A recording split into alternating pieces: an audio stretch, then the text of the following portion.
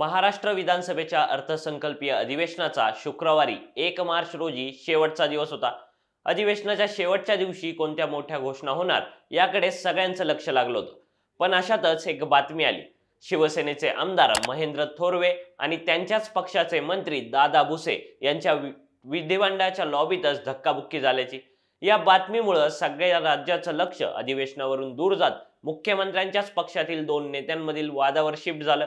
या प्रकरणावरून विरोधकांनीही सत्ताधाऱ्यांना घेरण्यासाठी आयतं मिळालं आणि मुख्यमंत्री एकनाथ शिंदे यांच्यासह शिवसेनेच्या नेत्यांची चांगलीच गोची झाली। पण मुख्यमंत्री एकनाथ शिंदेंची गोची केवळ या एकाच प्रकरणावरून झालेली नाही। गेल्या काही दिवसांमध्ये दादा भुसे आणि महेंद्र थोरवेंच्या व्यतिरिक्त 8 नेत्यांची नावं विविध प्रकरणातून चर्चेत आहेत। एकनाथ शिंदे यांची गोची करणारे हे 10 नेते कोण याचीच माहिती आपण या व्हिडिओतून घेणार आहोत। नमस्कार, मी प्रणव ढमाले, तुम्ही पाहताय फॉर द पीपल न्यूज। विधानसभेच्या अर्थसंकल्पीय अधिवेशनाच्या शेवटच्या दिवशी शिवसेनेचे मालेगावचे आमदार दादा भुसे आणि कर्जतचे आमदार महेंद्र थोरवे यांच्यामध्ये विधिमंडळाच्या लॉबीमध्ये बाचाबाची आणि धक्काबुक्की झाली। हा मुद्दा विरोधकांनी उचलून धरत पुन्हा एकदा टीकास्त्र सोडलंय। ऐन निवडणुकीच्या तोंडावर दोन सत्ताधारी नेत्यांमध्येच वाद झाला, त्यामुळे एकनाथ शिंदे यांची अडचण झाली। पण शिवसेनेतील आमदारांमुळे याआधीही एकनाथ शिंदे अडचणीत आलेत। यामध्ये तिसरं नाव येतं ते मुंबईतील दादरचे आमदार सदा सरवणकर यांचं।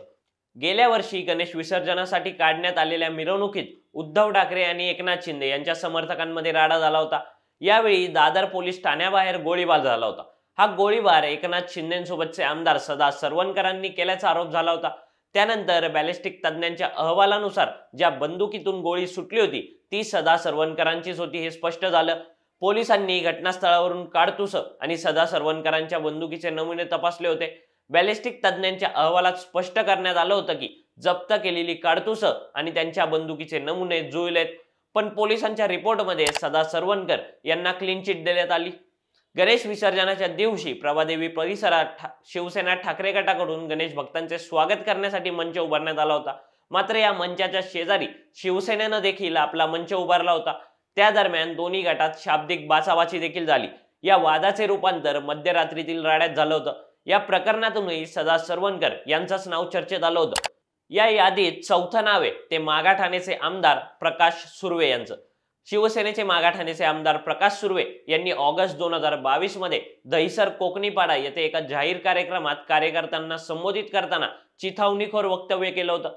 कोणी कामात अडवा येत असेल तर त्याचे हात तोडा, हात तोडू शकत नसाल तर पाय तोडा, दुसऱ्याच दिवशी तुम्हाला जामीन मिळेल, काळजी करू नका, आम्ही कोणाशी भांडणार नाही, पण कोणी आमच्याशी भांडत असेल तर आम्ही त्यांनाही सोडणार नाही, असं वक्तव्य प्रकाश सुर्वे यांनी केलं होतं।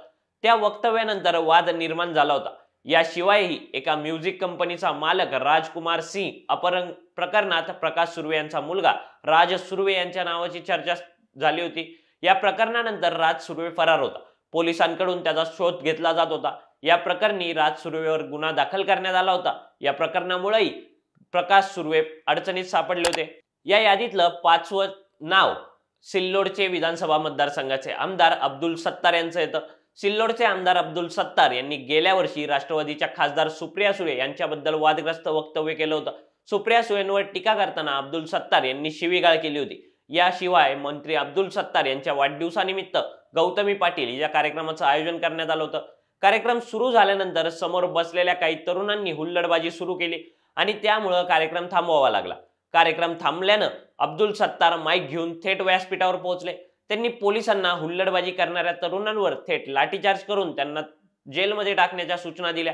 धक्कादायक म्हणजे कार्यक्रमात गोंधळ घालणाऱ्या लोकांना कुत्र्यासारखं मारा, त्यांचं कंबर मोडा। 1000 पोलिसांचा बंदोबस्त असून 50,000 लोकांना मारायला काय हरकत आहे, लाठीचार्ज करा, असं वादग्रस्त विधान अब्दुल सत्तार यांनी केलं होतं। याशिवाय महाविकास आघाडी सरकारमध्ये आमदार असताना अब्दुल सत्तार यांचा एक व्हिडिओ व्हायरल झाला होता, ज्यात एका शेतकऱ्याच्या शेतात जाऊन त्यांनी त्याला दमदाटी करत सत्तार यांनी शिवीगाळ केली होती। सोबतच हिंदूंचं दैवत असलेल्या हनुमानाचं नाव घेत सत्तार यांनी ही शिवीगाळ केली होती। त्यामुळे यावरून देखील त्यांच्यावर मोठ्या प्रमाणात टीका झाली होती। इतकंच नाही तर मुख्यमंत्री एकनाथ शिंदे यांच्या मंत्रिमंडळात कृषी मंत्री असताना अब्दुल सत्तार यांचा बीड येथील एक व्हिडिओ व्हायरल झाला होता। बीड जिल्ह्यात पावसामुळे झालेल्या नुकसानीची पाहणी करण्यासाठी गेलेले अब्दुल सत्तार यांनी जिल्हाधिकाऱ्यांना चक्क दारू पिता का अशी विचारणा केली होती। यावरून देखील अब्दुल सत्तार हे टीकेचं लक्ष बनले होते. या यादीत 6वं नाव आहे ते शिवसेना आमदार संजय गायकवाड यांचं. आपल्या वादग्रस्त विधानांमुळे संजय गायकवाड नेहमीच चर्चेत राहिलेत. काही दिवसांपूर्वीच त्यांनी आणखी एक वादग्रस्त विधान केलंय. मी वाघाची शिकार करून त्याचा दात गळ्यात बांधलाय, बिबट्या वगैरे तर आपण असेच पळवतो, असं वक्तव्य संजय गायकवाड यांनी केलं होतं. यावरून गायकवाड हे वन खात्याच्या रडारवर आले होते. याशिवायही जमीन बळकावल्याप्रकरणी आमदार संजय गायकवाड यांच्यावर गुन्हा दाखल झालेला आहे. महिलेची शेत जमीन हडपून तिला जीवे मारण्याचा प्रयत्न केल्याचा गायकवाड यांच्यावर आरोप आहे. या प्रकरणी गायकवाडांवर गुन्हा दाखल झालाय. सोबतच आमदार संजय गायकवाड यांनी शिवजयंती मिरवणुकीदरम्यान एका व्हिडिओ व्हायरल झाला होता. मिरवणुकीत आमदार संजय गायकवाड युवकांना पोलीस काठीने मारहाण करत असल्याचं या व्हिडिओत दिसतंय. त्यांच्या बॉडीगार्डची काठी घेऊन युवकांना सपासप मारहाण ते करत आहेत. पोलिसांच्या उपस्थितीमध्ये तरुणांना मारहाण केल्याचा व्हिडिओ व्हायरल झाल्यानंतर संजय गायकवाड अडचणीत सापडले होते. सोबतच मराठा आरक्षणावरून मंत्री छगन भुजबळ यांना संजय गायकवाड यांनी शिवीगाळ केली होती. याची ऑडिओ क्लिपही चांगलीच व्हायरल झाली होती. या यादीतलं 7वं नाव आहे आमदार संतोष बांगर यांचं. हिंगोलीच्या कळमनुरी विधानसभा मतदारसंघाचे प्रतिनिधित्व करणारे संतोष बांगर आणि वाद हे काही नवीन नाही. ते अनेकदा वादात अडकलेत. 26 जून 2022 शिवसेनेसोबत बेईमानी करणाऱ्यांच्या बायका त्यांच्यावर विश्वास ठेवणार नाहीत, त्यांची मुले अविवाहित मरतील या विधानानंतर वाद झाला होता. त्यानंतर 17 जुलै 2022 रोजी गद्दार म्हणणाऱ्यांच्या कानाखाली आवाज काढा या विधानानं ही मोठा वाद झाला होता. त्यानंतर 15 ऑगस्ट 2022 रोजी मध्यान्ह भोजन योजनेतील जेवण पुरवठा करणाऱ्या गोडाऊन मधील व्यवस्थापकास मारहाण केली. 14 ऑक्टोबर 2022 रोजी पीक विमा कंपनीच्या कार्यालयात तोडफोड, कृषी अधीक्षकाला शिवीगाळ आणि धमकावणं.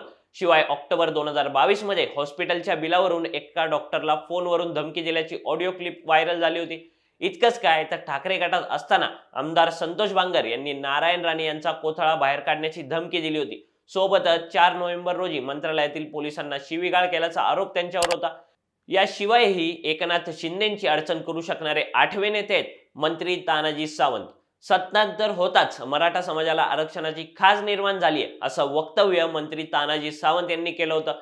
त्यानंतर वाद निर्माण झाला होता. या विधानावरून नंतर तानाजी सावंत यांनी माफीही मागितली होती. या यादीतलं 9वं नाव आहे शिवसेना मंत्री गुलाबराव पाटील यांचं. जळगावात आयोजित एका कार्यक्रमात बोलताना राज्याचे पाणी पुरवठा व स्वच्छता मंत्री गुलाबराव पाटील यांनी एक जाहीर वक्तव्य केलं होतं. मंत्र्यांपेक्षा डॉक्टर बरे. स्त्रीरोग तज्ज्ञ कधीच हातपाय बघत नाहीत आणि हातपाय बघणारा कधीच स्त्रीरोग तज्ज्ञ होऊ शकत नाही असं विधान मंत्री पाटील यांनी केलं होतं. याशिवायही गुलाबराव पाटील यांनी ठाकरे गटाच्या नेत्या सुषमा अंधारे यांच्यावर एकेरी उल्लेख करत टीका केली होती. सोबतच आपल्या मतदारसंघात हेमा मालिनी यांच्या गालासारखे रस्ते तयार करणार असल्याचं वादग्रस्त विधानही गुलाबराव पाटील यांनीच केलं होतं. या यादीतलं 10वं नाव आहे ते आमदार संजय शिरसाट यांचं. आमदार संजय शिरसाट यांनी ठाकरे गटाच्या नेत्या प्रियंका चतुर्वेदींवरील केलेल्या वक्तव्यानं वाद झाला होता. आदित्य ठाकरेंनी प्रियंका चतुर्वेदी यांचं सौंदर्य पाहून राज्यसभेची उमेदवारी दिली असं वादग्रस्त विधान संजय शिरसाट यांनी केलं होतं.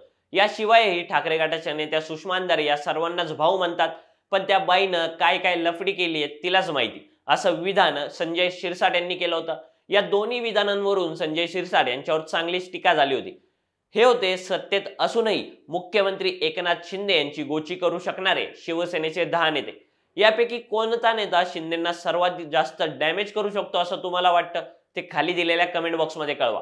व्हिडिओ आवडला असेल तर लाईक करा आणि अशाच नवनवीन व्हिडिओसाठी फॉर द पीपल न्यूजला सबस्क्राईब करायला विसरू नका. धन्यवाद.